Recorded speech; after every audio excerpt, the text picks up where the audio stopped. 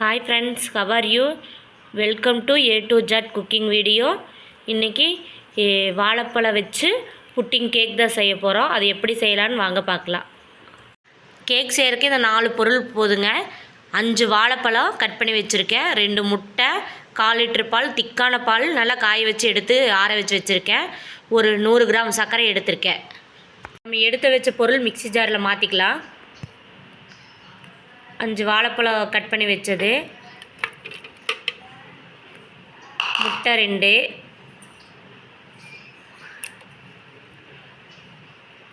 பால்,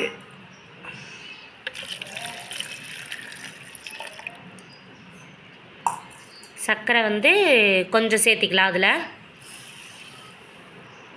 இதெல்லாம் அரைச்சி எடுத்துக்கலாங்க. காஞ்சிருச்சு, ஒரு 10 கிராம் சர்க்கரை போட்டுக்கலாம்.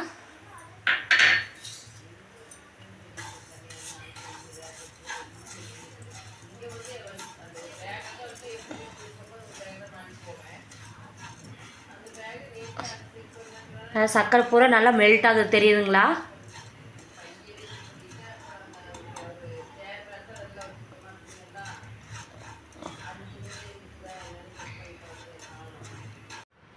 நம்ம சுகர் சிரப் ரெடி ஆயிடுச்சுங்க. நம்ம கேக் ரெடி பண்ணுற பேனில் ஊற்றிக்கலாம். ஒரு குக்கர் வச்சுருக்கேங்க, அதுக்குள்ளே ஒரு ஸ்டாண்டு வச்சுக்கலாம்.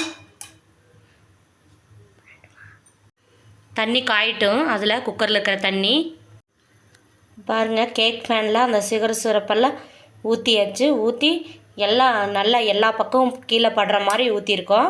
அந்த மாதிரி ஊற்றிக்கோங்க. இப்போ வாழைப்பழம் அடித்து வச்சோமல்ல, அதையெல்லாம் சேர்த்து ஊற்றிக்கலாம்.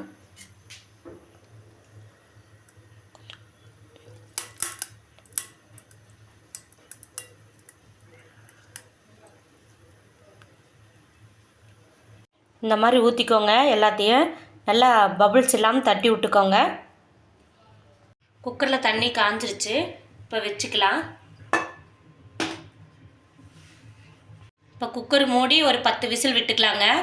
வெந்துடும், 10 விசில் விட்டாலே வெந்துடும். வச்சாச்சுங்க. தண்ணி படாமல் இருக்கிறதுக்கு மூடி வச்சுக்கலாம். தண்ணி ஒரு சொட்டு தண்ணி கூட அதில் போகக்கூடாது. தட்டு போட்டு மூடி 10 விசில் விட்டுக்கலாங்க. கேக் ரெடி ஆயிடுச்சுங்க. 2 மணி நேரம் ஃப்ரீசரில் வச்சு எடுத்துக்கலாம். பாருங்கள், 2 மணி நேரம் ஃப்ரீசரில் வச்சு எடுத்தாச்சு. இப்போ நம்ம பனானா கேக் ரெடி. இது அப்படியே ஒரு தட்டில் மாற்றிக்கலாங்க. Banana pudding cake ready. நீங்களும் உங்கள் வீட்டில் இதே மாதிரி செஞ்சு பாருங்கள். என் வீடியோ பிடிச்சிருந்தனா லைக் பண்ணுங்கள், ஷேர் பண்ணுங்கள், கமெண்ட் பண்ணுங்கள்.